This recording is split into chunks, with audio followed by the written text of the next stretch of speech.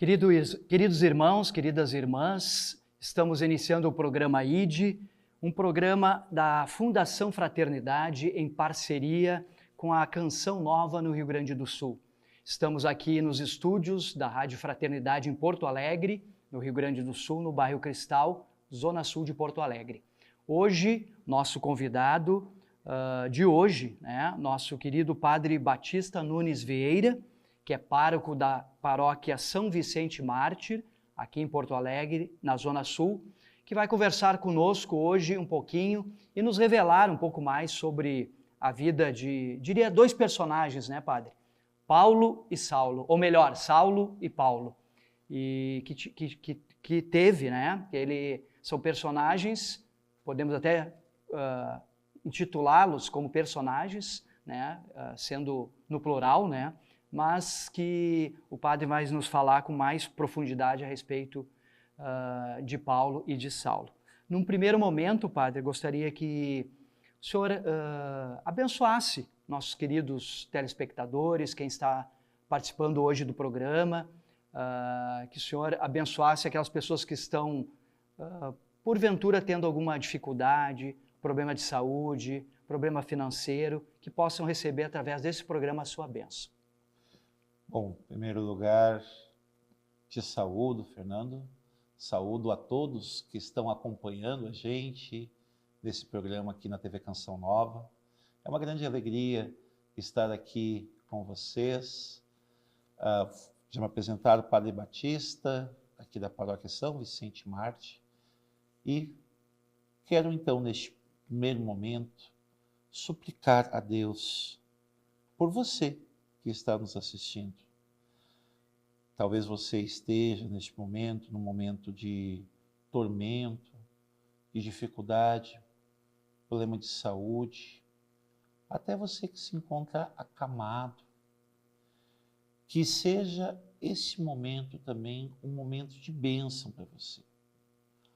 Que você tenha o olhar fixo em Deus e que possa suplicar a Ele aquilo que é necessário para a tua vida neste momento. Meu irmão, minha irmã, abre o teu coração e abre tuas mãos neste momento e entrega diante de Deus a tua vida, os teus tormentos, as tuas dificuldades. Senhor, nós te pedimos que, por intercessão da bem-aventurada Virgem Maria, São José, de São Vicente Mártir, aquele que passou por vários tormentos também antes de ser martirizado, que possa repousar, Senhor, o seu olhar sobre esse irmão, essa irmã que passa por dificuldades neste momento.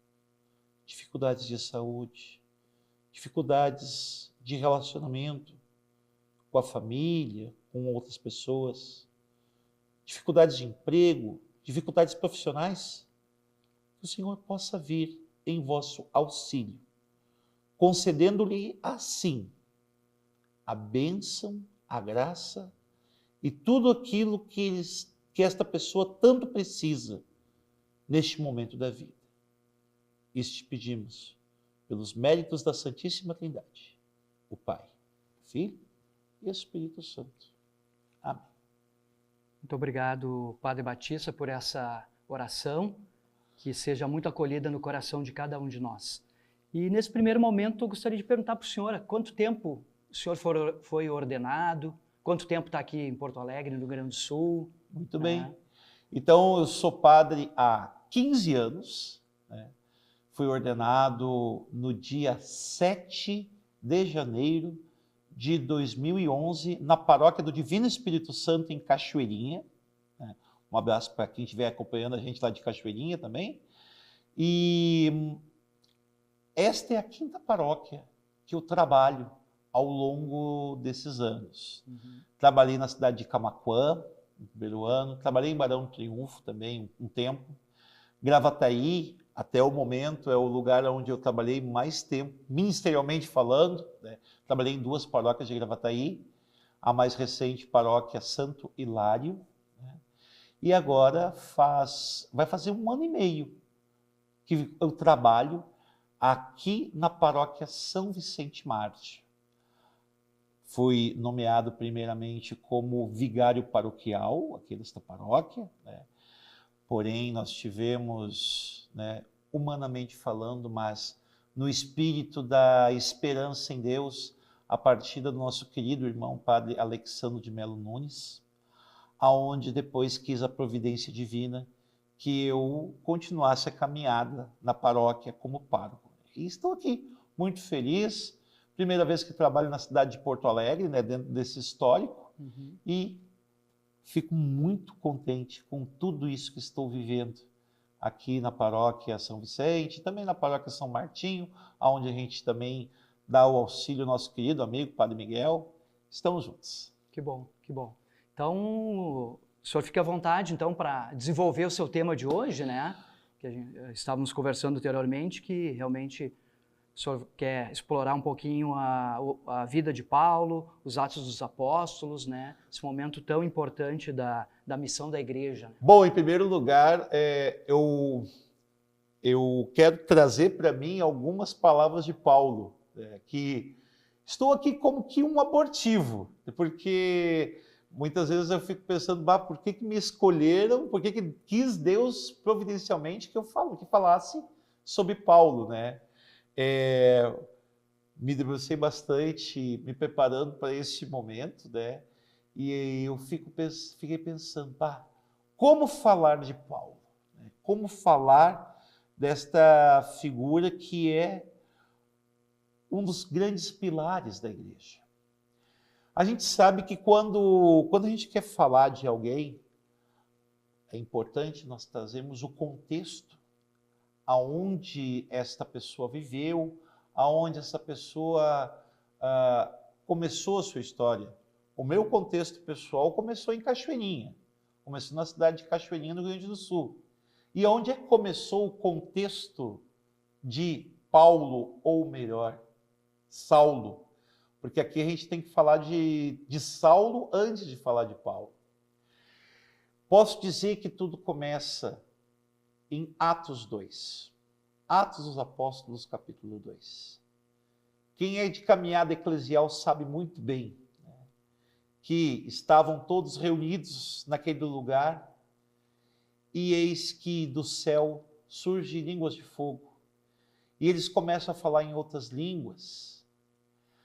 Às vezes a gente pode pensar, o que quer dizer eu falar em outras línguas? Por que isso é tão significativo? Saiba que ali, naquelas línguas de fogo, desceram sementes. Sementes do início da caminhada da igreja. Sementes do início desta caminhada eclesial. A partir daí, apareceu neles esse ímpeto de levar as palavras que o próprio Cristo, quando esteve com eles, ensinou-os. De começar uma caminhada de salvação, de espalhar essa história salvífica. Um ponto que nós podemos colocar nisso tudo foi quando uma vez Pedro e João estavam lá no templo e encontraram um paralítico que estava lá a pedir socorro. E olhando para eles com um olhar de amor, ele disse: olha, ouro e prata não tenho, mas o que tenho tido, parece que eu estou cantando a música do nosso querido Monsenhor Jonas Abib, né? Mas em nome de Jesus Cristo, levanta-te e anda. E eis que o milagre acontece, e ali, por que isso é tão importante? Ali, Pedro e João começam a falar sobre Jesus. Começam a falar das maravilhas de Jesus. Isso foi provocador. Foi muito provocador. Porque o que acontece? Despertou podemos assim dizer, a ira de alguns que não estavam gostando nada disso. Os próprios fariseus, o poder religioso da época, com isso também o próprio poder político, porque eles foram presos. Porém, foram soltos. E chegaram para eles assim, ó, vocês agora vão parar com isso. Vocês não vão mais falar de Jesus. Mas aí eu te pergunto, quando tem algo tão forte, pulsando dentro de ti, tu consegue conter? Não. Jesus é esse algo tão forte que surgiu para aqueles que caminharam com Jesus, aqueles apóstolos, que não dá para parar. Não dá para parar. Eu até ia fazer uma brincadeira, padre. Manda. Estava lembrando agora que a gente poderia fazer um comparativo, a grosso modo, quando a gente recebe alguma notícia que quer passar uma fofoca adiante, né? Sim. A fofoca tu não consegue segurar, né? Tu fica aquele negócio engasgado aqui, tu quer falar. Ainda mais depois dos apóstolos terem essa experiência, né? No cenáculo que o senhor estava relatando, né? Correto. Com certeza, essa experiência foi algo jamais experimentado e eles tiveram realmente essa necessidade de falar adiante. Não adianta me prender, não adianta me acorrentar, que eu vou continuar falando. Eu acho que era mais ou menos isso, né? Com certeza. É algo tão forte, tão pululante, que não adianta. Podem vir 1000 correntes a querer me prender, 1000 mordaças a quererem me calar. Não vão conseguir.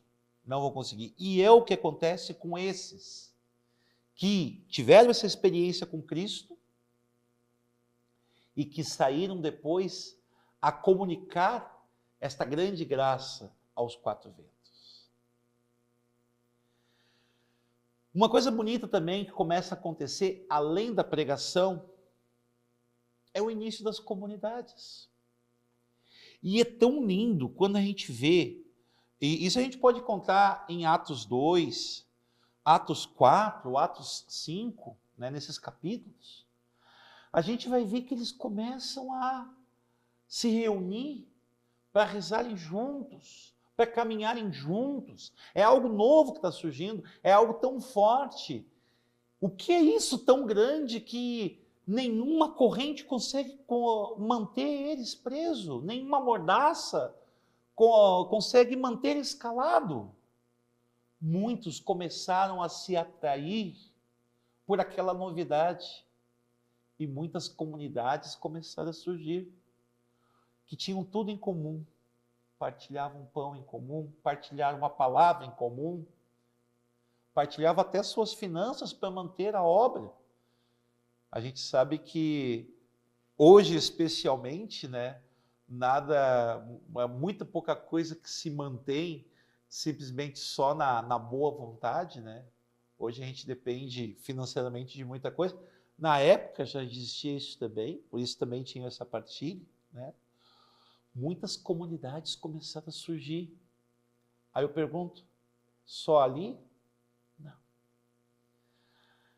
Como uma centelha de fogo que pega a palha seca e por onde vai encontrando palha seca, vai tomando conta. Assim é a novidade de Cristo. Não tem como parar. Não tem mesmo. Né? E então foram surgindo essas pessoas que foram se atraindo por esta novidade. Vários e vários que foram falando das graças que iam recebendo a partir do conhecimento de Jesus, do conhecimento dessa verdade. Mas acho que é cenas do próximo capítulo. Passo para ti. Tá bom, padre. A gente até fica envolvido aí com a sua explicação, né? com a sua sabedoria. Isso é muito importante para nós que buscamos um aprofundamento na fé, né? E tenha certeza que estamos bem atentos aí ao que o senhor tem ainda para nos falar. Nós vamos continuar ligados aqui no programa ID, programa da Fundação Fraternidade em parceria com a Canção Nova. Vamos fazer um breve intervalo. Em seguida voltamos com o nosso querido Padre Batista.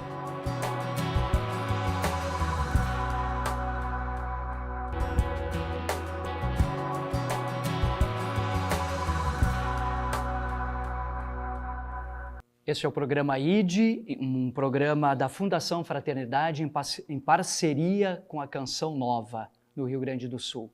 Hoje o nosso querido convidado, Padre Batista Nunes Vieira, que veio aqui com muita sabedoria, com muita propriedade, nos falar sobre a vida dos apóstolos, em especial o Atos dos Apóstolos, e também sobre a vida de Saulo, e depois mais conhecido como Paulo.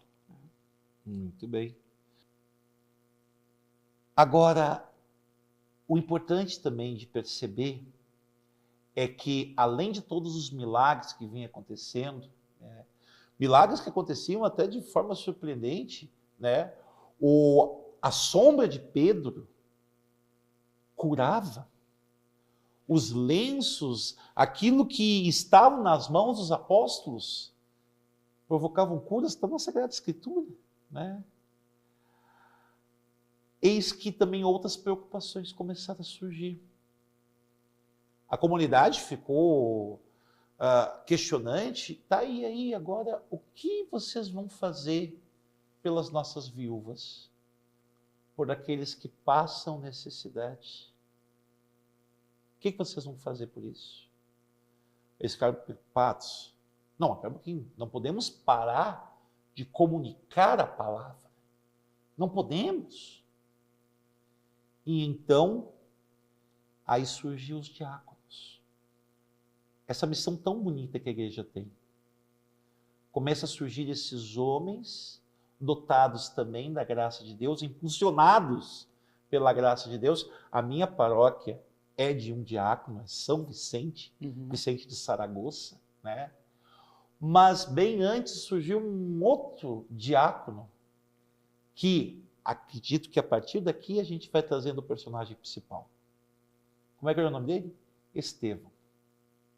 Alguém que também impulsionado pela graça de Deus, impulsionado pela experiência de Deus que fez, começou, além de fazer o serviço próprio de diácono, de atender os necessitados, continuou também pregando. Aqui nós vamos encontrar o primeiro mártir desta nova caminhada que assim encontramos. E todos nós que lemos a Sagrada Escritura sabemos. Ele foi interrogado, foi questionado. Ele, até determinado momento, certamente quiseram fazer ele dissuadir dessa ideia. Como quem diz assim, desculpa até um pouco a gíria, desiste disso, larga a mão dessa história. Tu pensa que vai aonde com tudo isso? Não vai dar em nada, Não né? vai dar em nada, né? Mas eis que, não, ele se manteve firme. Aí surge o nosso personagem. Mas antes de falar dele, vamos lembrar que eu falei que essa história dessa graça de Cristo foi indo longe. Um dos momentos bonitos que nós vemos na Sagrada Escritura, nós vemos mais precisamente ali em Atos 8, que o primeiro processo catequético que surgiu a partir daí também, com um homem chamado Filipe, que foi movido por Deus a encontrar um etíope, um eunuco, que tinha uma caminhada para fazer. Eu estava um dia desses vendo no mapa, é muito interessante. Vocês já viram qual é a distância de Jerusalém até a Etiópia? Já perceberam? Não tenho ideia. Dá uma olhadinha no mapa, você que está nos acompanhando pela TV Canção Nova. Eu estava catequizando um sobrinho meu esses tempos, estava dando catequese, preparando para os sacramentos, e eu cheguei e disse assim: Murilo, dá uma olhada depois no mapa, olha bem, onde é que fica Jerusalém, onde é que fica a Etiópia? Ele, bah, é longe, tio. Pois é. Aí agora tu pensa, né? Quantos quilômetros o senhor lembra, padre? Ou não? Agora eu não me lembro, eu sou mau, eu sou péssimo nisso. Mas imagina tudo que Filipe conversou com aquele eunuco. Toda a conversa que teve, ele, um homem de posses, né? Certamente pararam para almoçar em algum lugar fizeram, desculpa a brincadeira, fizeram um chimarrãozinho, né? Brincadeiras à parte. Até que chegou o momento, tem água aqui, que impede de eu ser batizado? Vê, o próprio eunuco se sentiu, não, é isso que eu quero para a minha vida. Foi indo longe essa história de Jesus. Então, vamos voltar lá ao que estava acontecendo. Eis que Estevão não renega esta grande verdade que estava tomando conta de todo aquele império romano, né? Ainda meio discreto, Damasco, aquele que estava indo para a Etiópia, mas ainda estava discreto, mas já era uma ameaça. Tanto é que o personagem da nossa história, ele vai se encher de ira, um ódio muito grande frente a tudo isso que está acontecendo. Mas, bom, tem uma frase que eu gostaria de trazer para todos que estão assistindo. Está lá estou pegando aqui na minha colinha, Atos 5, no versículo 30, e diz bem assim: então Pedro e os outros apóstolos responderam ao Sinédrio, né? É preciso obedecer antes a Deus do que aos homens. É bom a gente enfatizar e gravar essa frase. É preciso obedecer antes a Deus do que aos homens. Eu acredito que essa frase, Fernando, ele resume totalmente o que nós estamos refletindo. Nada para esses homens, nada, porque é o próprio Deus que incute dentro do coração, cala fundo no coração deles, esse desejo. Eu quero levar a palavra, eu quero levar essa boa nova, que nem a gente estava falando, é algo tão grandioso, tão forte, que não tem como conter. A gente falava de Estevão e do seu martírio, e não podemos esquecer aquele que estava lá, acompanhando, e vamos dizer assim, dando o apoio, aprovando o que estava acontecendo. Um homem chamado Saulo. Saulo, que é da cidade de Tarso, de Tarso, né? Saulo de Tarso, que nem nós conhecemos.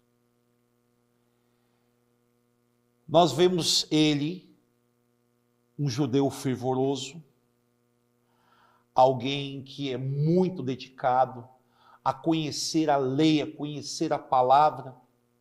Certamente, podemos assim dizer que um dos melhores discípulos de Gamaliel, mas alguém que, olhando tudo que estava acontecendo, começa também a ficar enfurecido. O que eles estão pensando? Esses controversos, eles estão agitando, estão fazendo algo totalmente contra o que nós acreditamos. vamos dizer assim, que é um ódio que toma conta dele. Perdão a brincadeira que eu vou fazer, mas se Tarso é um dos sobrenomes dele, o nome do meio certamente é ódio. Saulo, ódio de Tarso. Podemos assim dizer. Porque ele ficou tomado por tudo aquilo. Ódio que, de repente, até pode ter causado a preocupação de alguns integrantes do Sinédrio, até.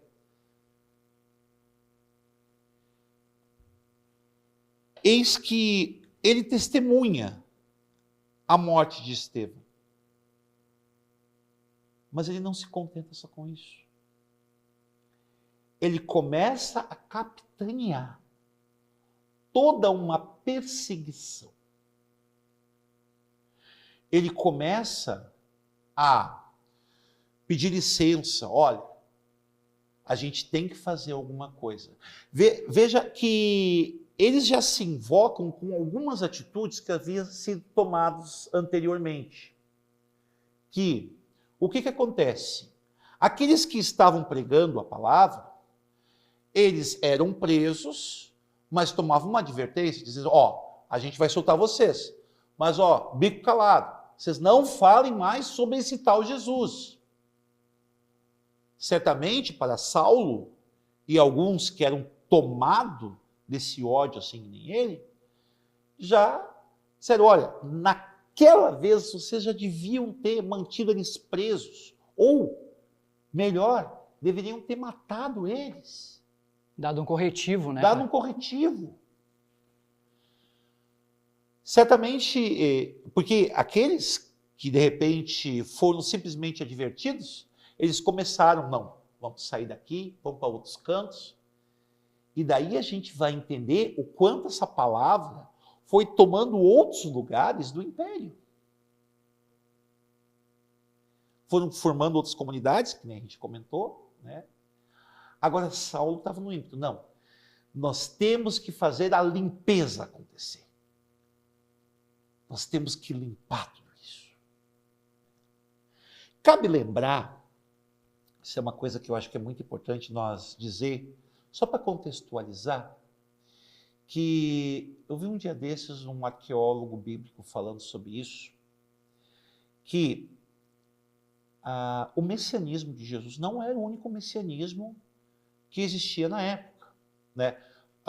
Vamos dizer assim, os outros messianismos, claro, messianismos falsos, mas eles colocavam no mesmo pé, na mesma paridade de Jesus. Quando Jesus fala dos falsos profetas, quando Jesus fala dos falsos messiânicos, é porque já surgiram vários também naquela época que arrastavam determinadas multidões e faziam, vamos dizer assim, usando uma palavra mais moderna, os seus guetos. Então, os policiais da época, o exército da época, também continham, muitos desses foram crucificados, né? E lembra que aqueles que eram crucificados, existia também, como em alguns regimes totalitários, a punição dos seguidores. Isto é, não era morto somente o Messias, podemos assim dizer. Era morto também aqueles que caminhavam com esse Messias, ou que às vezes até insistiam em dizer, não, mas ele é Messias, sim. Então, vai insistir? Vamos acabar com a tua vida. Então, tinha vários grupos, né? Agora, o que é interessante, assim, que algum desses grupos que tinham na época, quando o Messias era preso e morto, eles já fugiu, né? Não conheço, nunca vi, não sei quem é, né? Até dentro disso a gente pode entender o porquê que Pedro negou a Cristo. É o episódio de Pedro, né? Correto. Eu ia comentar com o senhor, né? Correto, porque certamente naquele momento ele já conhecendo algumas situações que aconteceram na época, não, vão acabar comigo também se eu disser que era de Jesus. Sim. Vou negar e me mandar. Vou negar e me mandar. Por isso que entra aqui a questão, né, do negou a Cristo 3 vezes. Né? Mas, volto a dizer, essa verdade de Jesus Cristo era tão forte que eles, não tendo a presença de Cristo ali, né, mas ainda assim eles continuaram. Vamos voltar então para Saulo. Frente, é que eu gosto de contextualizar um pouco, para a gente entender. Né? Não, mas ótimo. Então, dentro disso tudo, então Saulo, ele chega e, não, temos que acabar com isso. Temos que eliminar esse inso, podemos assim dizer. Eis que ele começa a pegar cartas de licença para tomar alguns soldados juntos e, vamos ali, vamos aqui. Muitos presos, muitos torturados, muitos mortos. Agora você imagina, e eu acho que esse dado é muito importante para nós entendermos o Saulo depois. Imagina quantas pessoas foram navalhadas por Saulo. Quanto sangue tomou conta das mãos de Saulo nesse seu furor, nesse seu ódio. Imagina, inclusive, quantas famílias que foram ali dilaceradas por causa desse ódio. E eis que ele foi. E quanto mais discípulos de Jesus ele foi matando, mais ele queria matar. Eu acho que é cenas do próximo capítulo. Passo para ti. Tá bom, padre. A gente até fica envolvido aí com a sua explicação, né? com a sua sabedoria. Isso é muito importante para nós que buscamos um aprofundamento na fé, né? E tenho a certeza que estamos bem atentos aí ao que o senhor tem ainda para nos falar. Nós vamos continuar ligados aqui no programa ID, programa da Fundação Fraternidade em parceria com a Canção Nova. Vamos fazer um breve intervalo. Em seguida voltamos com o nosso querido Padre Batista.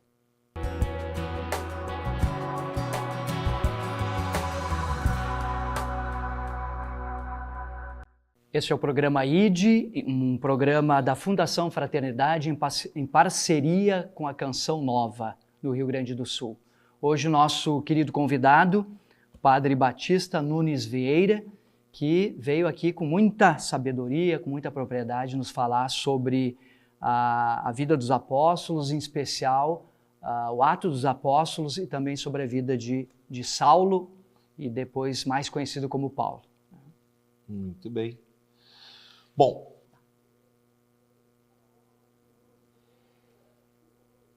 aqui nós temos um ponto muito importante que eu acredito que vai ser o ponto onde a gente vai encontrar a virada de chave, que é justamente Damasco. Ele comandando as perseguições em Damasco. Eis que nisso, então nós vamos observar que ele vai para fazer essas perseguições e algo diferente acontece com ele. Algo que sai totalmente da curva. Eis que desce sobre ele um clarão. Todos nós conhecemos da história, né? E aqui tem uma coisa muito interessante a observar.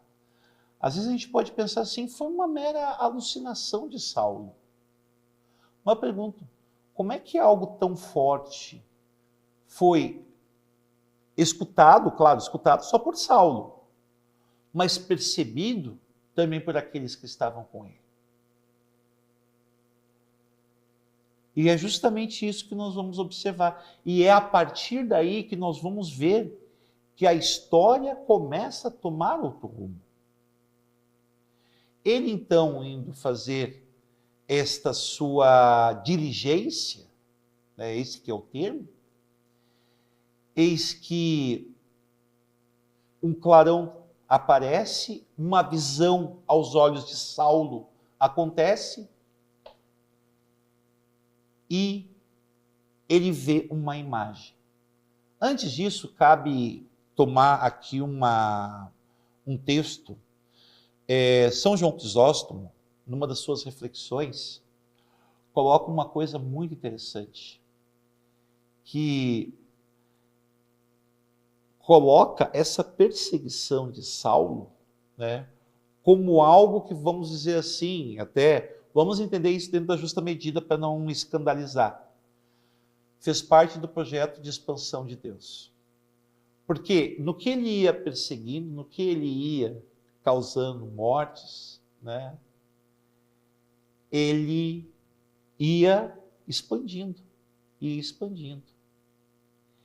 E eis que, vamos dizer assim, Saulo se tornou uma ferramenta fundamental para Deus, antes mesmo dele se converter.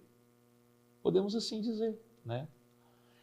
Então, essa visão, Jesus fala para Saulo: por que tu me persegues? Alguns podem dizer assim, não, mas ele não estava perseguindo Jesus, estava perseguindo os seguidores. Aqui é bonito, né? Quando a gente ouve essa palavra de Jesus, por que tu me persegues?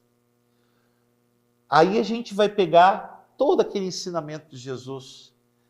Toda vez que fizer isso, a um desses pequeninos é a mim que está fazendo. Mateus 25. Ali eu acredito que está a raiz de tudo isso. E então, volta a dizer, por que tu me persegues? E aqui, então, acontece o fenomenal em Saulo. Eis que ele cai, ouve Jesus, daquele momento ele diz assim, tá, mas tu quer que eu faça o quê então? Né? Jesus já dá a normativa para ele naquele momento. Só que ali termina o Saulo que nós conhecemos. Naquele gesto.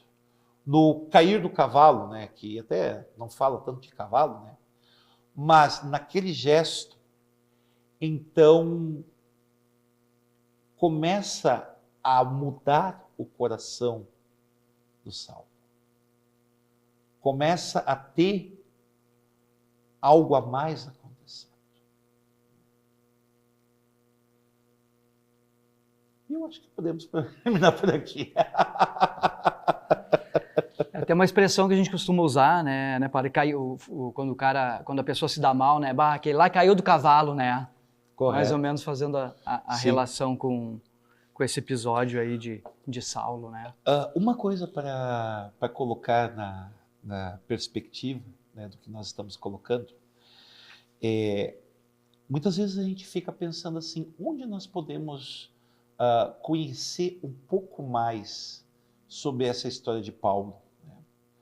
Você sabe que quando eu fui provocado para vir falar, porque nós às vezes como padres, às vezes a gente reflete a liturgia do fim de semana, reflete para alguma novena, né? Agora, às vezes um estudo mais aprofundado, muitas vezes, claro, quando o padre ele está nas cadeiras acadêmicas, né? Uhum. Aí ele tem uma profundeza a mais.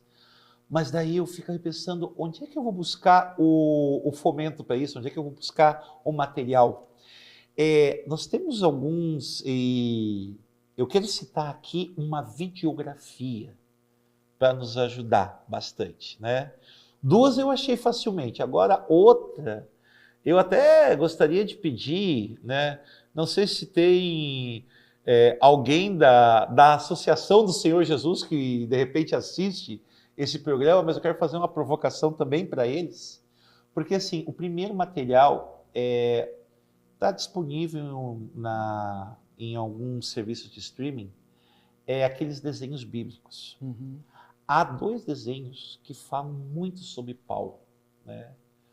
Tem um primeiro desenho que fala sobre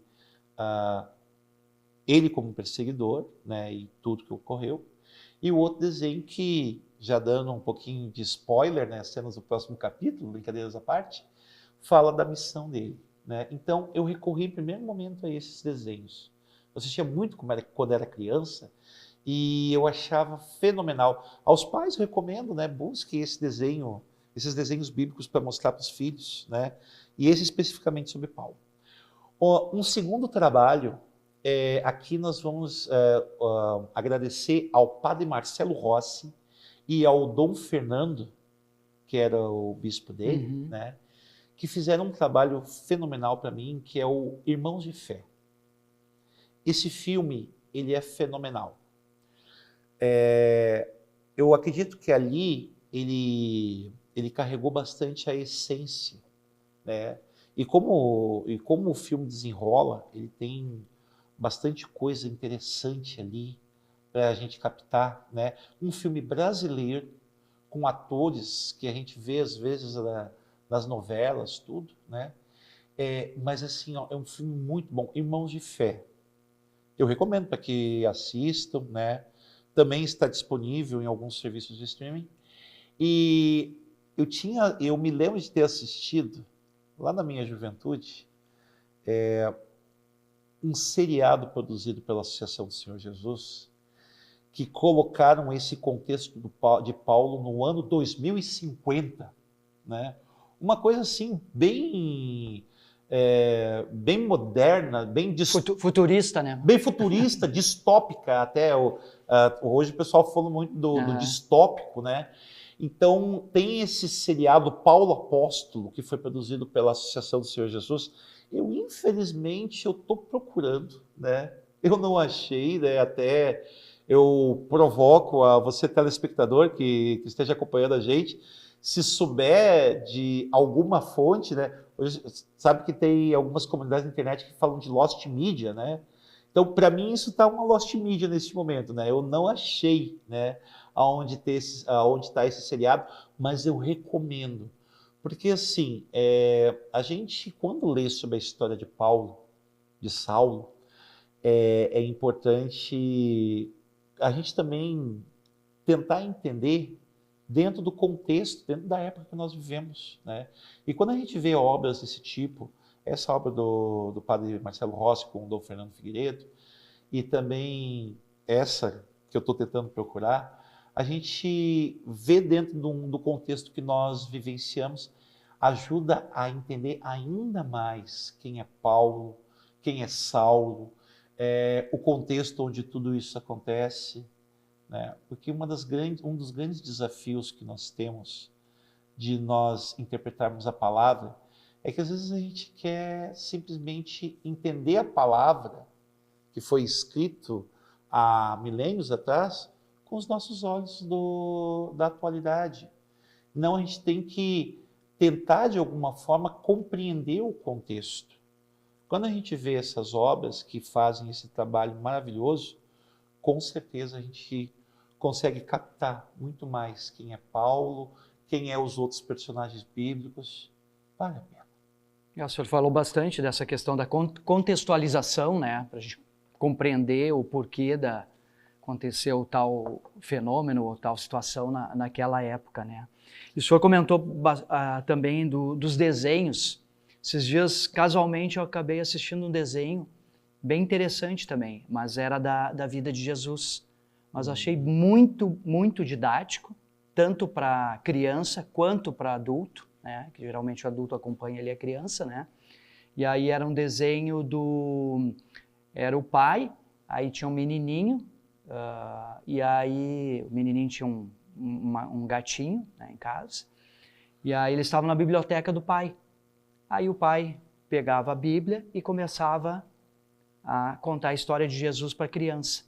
E aí eles se reportavam, né, dentro do desenho para aquela época, como se estivesse vivenciando aquela história que o pai estava contando. Muito interessante, padre. Achei muito interessante, assim, ó, recomendaria também, que não me lembro agora o nome, mas muito bem produzido, assim, desenho, a história, muito interessante mesmo, né? Que maravilha.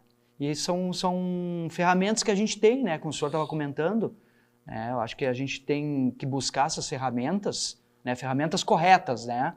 Para que a gente possa também aprofundar nossa fé, né? Aprofundar nosso conhecimento, que a gente não fique só na superfície, né? Mas que a gente possa também dar uma mergulhada, né? Cada vez mais na nossa fé, né? Aqui a TV Canção Nova tem vários materiais que ajudam bastante desse tipo, né? Basta a gente buscar, temos muito material bom para que a gente possa se aprofundar nesse mistério tão maravilhoso que é a história da salvação do nosso Senhor Jesus Cristo. Amém. Então queremos agradecer, Padre Batista, sua presença aqui no programa ID. O senhor falou nesse primeiro momento de Saulo, né? Vamos continuar no próximo programa aí falando de Paulo, né? Correto. E do avanço aí da igreja. Mais uma vez, queremos agradecer a sua disponibilidade, sua participação aqui no nosso programa. Seja sempre bem-vindo, né? E retorne mais vezes aqui no nosso programa ID, né? Muito obrigado e obrigado a você também que nos acompanhou neste momento. Para mim é uma grande alegria estar dentro da sua casa neste momento. E queremos agradecer mais uma vez a sua companhia. Queremos divulgar nossos endereços virtuais para que você nos acompanhe também através das redes sociais, YouTube, Fraterplay, Facebook, Instagram.